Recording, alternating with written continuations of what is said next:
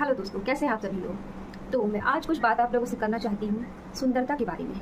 लोग कहते हैं सुंदरता कहूँ या साफ़ सुथरा रहने के बारे में। मैंने बहुत से लोगों की वीडियो देखी तो उसमें ये बोल रहे थे कि जो है लेडीज़ को बहुत सुंदर बन के रहना चाहिए, अपने हस्बैंड के आगे पीछे घूमना चाहिए। इवन मैंने एक वीडियो देखी, उसमें कह रहे थे कि कह रही थी वो लेडीज़ थी, वो कोच थी, बता रही थी कि किस तरीके से रहें कि आपका हस्बैंड आपकी मुट्ठी में रहे। तो उनका कहना था कि तैयार होकर के रहें, उनको कुछ अदाएँ दिखाएं। पुरुष जो होते हैं वो अदाओं से ही प्रभावित हो जाते हैं और अदाएँ दिखाएं। तो और साफ़ सुथरा, एक मौलाना की बात सुन लीजिए कि जो लेडीज़ शाम को बनती सवरती नहीं है, खाने पीने की बदबू आती है जैसे कि लहसुन प्याज अदरक मिर्च की, तो शौहर क्या करेगा आपके पास आकर के, क्या आपकी बदबू सूंघेगा। बड़े मशहूर मौलाना है, आप लोगों ने भी सुनी होगी शायद उनकी बात। तो मैं कहना चाहूँगी कि वो जो लहसुन अदरक प्याज की बदबू आ रही थी उसके हाथों से, तो वो उन्हीं चीज़ों को छील करके काट करके और आपके लिए खाना बना रही थी। जैसे आप खाते, आपका मन भी खुश होता, तृप्त होता और आपका पेट भी, आपकी भूख मिटती। तो वो तो आपको खाना बनाने के लिए कर रही थी, तो आप ही के लिए कर रही, तो आपको इस बात की कदर होनी चाहिए ना। तो क्या आपको उसके हाथों में गुलाब के फूलों की महक आएगी? अगर आपको गुलाब के फूलों की महक चाहिए तो उसको गजरे ला करके दीजिए, और उन गजरों को वो संभालेगी तो जाहिर सी बात है वो खाना नहीं बनाएगी।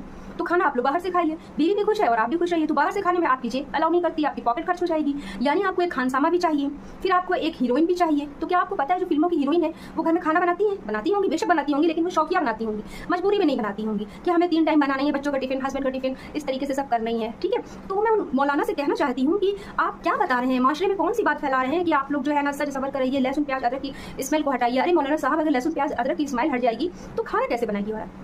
और अगर औरत खाना नहीं बनाएगी तो उसके घर का निजाम कैसे चलेगा? क्यों मैं बार बार इस बात को इसलिए कह रही हूँ कि सबसे पहली प्रायोरिटी यही कही जाती है, चाहे जितना भी खूबसूरत क्यों ना हो कोई लेडीज, तो ये बोलेंगे कि ये खाना नहीं बना रही, किस काम की। इवन मैंने पुरानी औरतों को तो सुना है, हमारी दादी नानियाँ कहती थी काम प्यारा है चाम नहीं प्यारा है, और इसी के उस पर दादी वगैरह अक्सर कहती थी कि रूप रोएं भाग खाएं। क्यों कहती थी? क्योंकि जो सुघड़ स्त्री है, जो घर के काम जानती है, उसका घर अच्छे से चलेगा। सीधी सी बात है, जो घर के काम नहीं जानती, चाहे जितनी खूबसूरत क्यों ना हो, उसका घर अच्छे से नहीं चलेगा। तो पहले की बात है ये, लेकिन ये बात हमेशा के लिए ही है। अब आप मुझे एक बात बताएं कि अगर घर में बच्चे भी हैं, बच्चों को देखें, ये तो कॉमन बात है, ज़्यादातर लेडीज यही बात कहती हैं कि मुझे बच्चों को भी देखना है, मुझे घर को भी देखना है, मुझे खाना भी बनाना। आप लोग इतनी रिस्पॉन्सिबिलिटी डाल देते हो, उसके बाद फिर आप सोचते हो कि जिस वक्त मेरा शादी हुई थी, निकाह हुआ था, वैसे ही बीवी मुझे नजर आए। आपको पता है शादी की तारीख 6 महीने पहले क्यों रखी जाती है? ताकि 6 महीने, बल्कि किसी किसी की तो साल भर पहले, कि लड़का और लड़की अपने माइंड को मेकअप कर सकें कि हमारी शादी होने वाली, अपने दिमाग में ये बात बैठा रहे हमारी शादी होने वाली। इसके साथ ही साथ वो अपनी बॉडी पॉलिशिंग चालू कर देते हैं। आजकल आपको पता ही है, प्री मैरिज, पोस्ट मैरिज और फोटोग्राफ भी बनते हैं, और उसके अलावा उनकी जो है ना मेकअप का सब रहता है कि 1 महीने पहले आपको फेशियल कराना है, फिर 15 दिन पर कराना, फिर तो आपको पता होगा शादी इस तरीके से होती है कि उसको 6 महीने लगते हैं अपनी सुंदरता को निखारने में। ठीक है ना। तो वो जब अब उसके बाद वो जब फैमिली में आ गई, तो घर के काम में आ गई, जिम्मेदारी में आ गई, तो आपने कब उसको पैसे दिए और बोला कि जाओ तुम काफी दिन से ब्यूटी पार्लर नहीं गई हो, अपनी पॉलिश करा के आओ, अपना चेहरा साफ करा के आओ, अपनी बॉडी मसाज करा के आओ, या कुछ भी करा के आओ? ये आपने कभी किया है उसके साथ में? तो आप बोलोगे मैं तो पैसा दे देता हूँ, मैं चाहे आप घर चला लो चाहे ये कर लो। तो ठीक है, तो बीवी को भी यही लगता है कि मुझे घर चलाना पहले है, ना कि अपने आप को मेंटेन रखना। ठीक है ना। तो आप उसकी कदर कीजिए। और ये तो आप सभी जानते होंगे, आप एक पौधा लगाइए, उसमें कली आएगी, बहुत खूबसूरत होगी, थोड़ी सी खिलेगी तो वो और खूबसूरत होगी, थोड़ी सी और खिलेगी वो और खूबसूरत होगी, जब वो पूरी खिल जाएगी तो बहुत खूबसूरत होगी, और जब वो खिलने के बाद मुरझाएगी तो वो नहीं खूबसूरत हो गया, धीरे धीरे अपनी खूबसूरती कम करेगी। इसी तरीके से पूरा निजाम है कि बच्चे जब छोटे होते हैं उनकी स्किन कितनी अच्छी होती है, वो बड़े होते हैं यंग एज पे उनकी स्किन कितनी अच्छी हो जाती है, और जब एक एज के बाद उनकी स्किन इतनी अच्छी नहीं रहती है। तो इंसान को ये समझना चाहिए, आप स्किन से मोहब्बत कर रहे हो क्या, है ना, कि स्किन गुलाबी हो रही है तो पसंद आ रही है, स्किन ब्लैक हो रही है तो नहीं पसंद आ रही है। अरे आप हो क्या यार। पहली बात तो हमें ये नहीं समझ में आता है, घर चलाने के लिए, एक परिवार बनाने के लिए शादी की जाती है, या फिर हमेशा बीवी को खूबसूरत देखते रहने के लिए शादी की जाती है कि ये सही दिखना चाहिए। बड़ा तुम्हारा यार मन वैसा है कि तुम्हें बस बीवी बिल्कुल वही चाहिए है। तो बात हो रही थी सुंदरता की, तो सुंदर हो दिखना बेशक। और अब मैं उन लेडीज के बारे में मैं ऐसा नहीं करी कि मैं वही हिमायत कर रही हूँ कि आपको ऐसा होना चाहिए वैसा नहीं होना चाहिए, बीवी जैसी भी रहे आप उसको कबूल करो। मैं दोनों की साइड लेती हूँ। अब मैं बताती हूँ कि क्यों जरूरी है। आई एम सो सॉरी, थोड़ा सा रुकना पड़ेगा।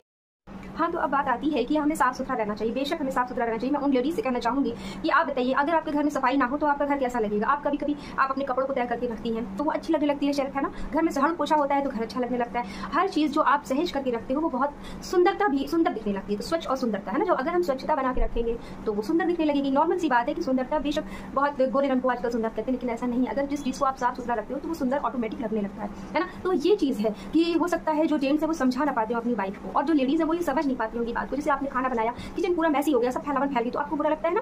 साफ सुथरे घर में अच्छा लगता है काम करते हुए, है ना। किचन भी साफ सुथरा कर लिया तो आपको किचन बहुत अच्छा लगने लगा। इसी तरीके से ही लेडीज के लिए भी है। अगर उनके बाल बिखरे हैं, कपड़े ढंग के नहीं है, टेढ़े मेढ़े हैं, माना कि वो लाख काम कर रहे हैं, अगर एक आप यहाँ से समझिए, अगर एक मजदूर भी अपने घर जाता है तो सबसे पहले नहाता धोता है, कपड़े चेंज करता है, उसके काम करने वाले कपड़े अलग होते हैं और फिर घर पे पहनने वाले कपड़े अलग होते हैं। ठीक उसी तरीके से लेडीज को भी अपने घर का सारा काम करने के बाद नहा धो के साफ सुथरा हो जाना चाहिए। क्योंकि देखिए, घर तो आपका बहुत अच्छा लगने लगा, आपने बहुत सारी जिम्मेदारियां निभाई, बच्चे तो आपके अच्छे हो गए, लेकिन आप खुद तो इसके लिए मैं एक आपको बात बताती हूँ, शेर सुनाती हूँ। और आई थिंक इकबाल सर का ये शेर है कि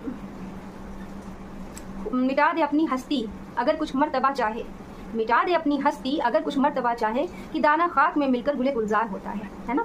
तो बस यही एक कहानी है लेडीज़ की, वो अपने आप को खाक में मिला दे रही है कि हमारे दाने गुले गुलजार होंगे। क्योंकि मेरी प्यारी बहनों, वो दाने तो गुले गुलजार होंगे, वो गुले गुलजार होने के बाद वो दाने आप तो कहेंगे मम्मी आप कैसे रहती हो, तब आपको क्या लगेगा। तो यहाँ पर वो चीज़ नहीं फिट बैठती है कि मिटा दे अपनी हस्ती अगर कुछ मर्तबा चाहे कि दाना खाक में मिलकर गुले गुलजार होता है, ठीक है ना। तो आप खाक में मिलिए, खाक में मिलने के बाद नहा धो लीजिए, कपड़े पहन लीजिए और अच्छे बन जाइए। क्योंकि आपकी अपनी भी जिंदगी, कल को बच्चे बड़े होंगे तो वो ये कहेंगे कि आपने नहीं बनाया, वो कहेंगे मेरी अपनी मेहनत थी, मैं अपना बचूँ। वो उनकी अपनी जिंदगी है, आपके हस्बैंड की जिंदगी आप उनकी अपनी खुद की है। जरूरी नहीं है कि आप उनकी नजर में अच्छे लगो। उनको ये बात समझाइए कि आपको भी तो अच्छा लगना है ना, मेरी नजर में मेरी भी तो कोई हैसियत है ना, मुझे भी तो आपको देखना है ना कि आप मेरे लिए क्या करते हो। आप मेरे लिए पैसा कमाते हो, मैं आपके लिए खाना बनाती हूँ। तो पैसा कमाना और खाना बनाना एक बात होगी, फिर आप मुझे ये क्यों सोच रहे हो कि मुझे अच्छा दिखे। अच्छा दिखना अगर मुझे है तो अच्छा आपको भी तो दिखना है ना। तो पैसा कमाना और खाना बनाना, घर की जिम्मेदारियों को साइड में रख दीजिए। आप लोग उन चीज़ों को साइड में रख दीजिए, ये आपकी जिम्मेदारियां हैं। लेकिन आपका दिली सुकून कहाँ पर? दिली सुकून आपका दोनों लोगों की मोहब्बत में है। तो उनको चाहिए कि वो अच्छा लगे और इनको भी चाहिए कि अपना व्यवहार अच्छा रखें, अपना इखलाक अच्छा करें। तो ये वाला अगर आप चाहते हो कि मैं मोहब्बत कैसे करूँ, वो तो काम में लगी रहती है, वो तो एकदम खराब रहती है, वो तो साफ नहीं रहती है। तो बीवी के पास भी बहुत सारी बातें होंगी कि मैं क्या इनको अच्छा कहूँ, मुझे टाइम नहीं देते हैं और मुझे ढंग का घूमने फिरने का पैसा नहीं देते या कुछ भी एक्स्ट्रा। तो ये सारी बातें किनारे कर दीजिए। ये सारी बातें जिम्मेदारियों की, आपकी अपनी लाइफ है, हस्बैंड और वाइफ की। आप अपनी वाइफ में, क्योंकि आपने उससे शादी कर ली है, अब वो आपकी जिंदगी में आ चुकी है, तो आप उसमें खूबियों को ढूंढिए, ना कि उसकी बुराइयों को ढूंढिए। इसी तरीके से आपकी वाइफ से भी कहूँगी कि अगर आपने हस्बैंड चुन लिया है या जैसे भी हुआ है, शादी हो गई है, तो आप उनमें अच्छाइयाँ ढूंढिए। और आपको मैं एक बात बता दूँ सिफत, कि जब आप अच्छाइयाँ ढूंढने चलोगे तो बहुत मुश्किल से अच्छाइयाँ मिलेगी। लेकिन अगर आप बुराई ढूंढने चलोगे तो एक बुराई के बदले आपको 10-10 बुराइयाँ नजर आएंगी। ये हस्बैंड वाइफ का नहीं है, ये किसी का भी है कि किसी में अगर आपने एक बुराई देखी तो आपको उसके साथ में एक और बुराई नजर आएगी। हाँ, उसके पास ये भी तो बुराई है, हाँ ये भी तो बुराई है।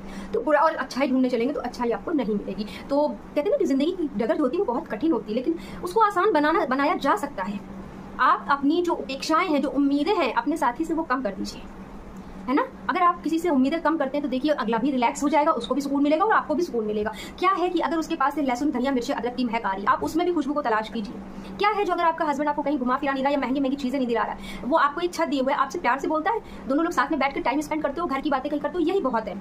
अगर वो आपको थोड़ा सा भी स्पेस दे रहे हैं, कहते हैं ना कि एक लड़की ही घर बनाती है ना, और एक लड़की क्या, एक औरत घर बना रही है, घर क्या वो पूरी दुनिया बनाती है वो। क्योंकि अगर वो अपने बच्चों के साथ में खुश है तो बच्चे भी, उनका भी करियर अच्छा बनेगा, जो वो जी रही है उसको तो सुकून मिलेगा। और बच्चे और वाइफ सही है तो जब आप घर में आओगे तो आपको घर भी अच्छा लगेगा। यानी तो वो घर ही नहीं बनाती है, वो पूरी दुनिया बनाती है। स्त्री तो पूरी दुनिया है। एक औरत में अगर एक आदमी पूरा संसार नहीं ढूंढ पाता है तो समझो वो बेवकूफ़ आदमी है, वो बिल्कुल बेवकूफ़ है। जब वो शादी करके उसको एक औरत मिल गई तो उसको एक सच्चा साथी मिल गया अपने दुख सुख का।